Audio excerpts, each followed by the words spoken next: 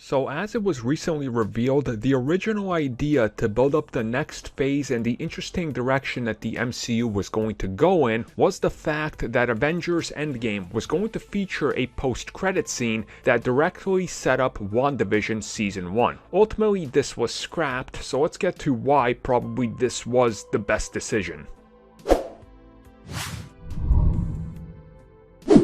So if you just look at the original reveal of what was coming after Avengers Endgame, specifically going into the TV realm, WandaVision was on the slate, but it was not the first thing we were going to get. Now, it's interesting that recently we found out from Marvel Studios' Kevin Feige and other people involved with the WandaVision series that the original idea for Avengers Endgame was in fact to offer an actual post-credit scene for the film, one that would tease the next step, and the next step being WandaVision.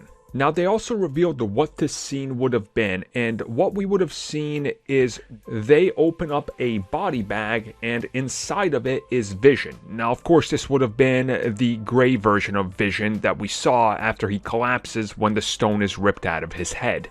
They decided to pull the shot, and it was one of these things where they had to come up with a reason why and whether it was worth it and what the ultimate payoff was. And I honestly think it was probably for the best. An implication of Vision's body there then tells us maybe a little bit more than what we need to know. Going into WandaVision, as we've seen with all the marketing and slow build-up and everything, the mystery is, how is he back and what is happening? If they would have showed us that body, then we probably would have had an idea of who's looking at it and what's it doing here. Is it maybe in another facility? Does AIM have it or something like that? And maybe we would have gotten more clues as to what the direction is. The reason they took it out is, I would assume, to keep it a mystery, to have everybody question everything, and also give people some room to breathe, right?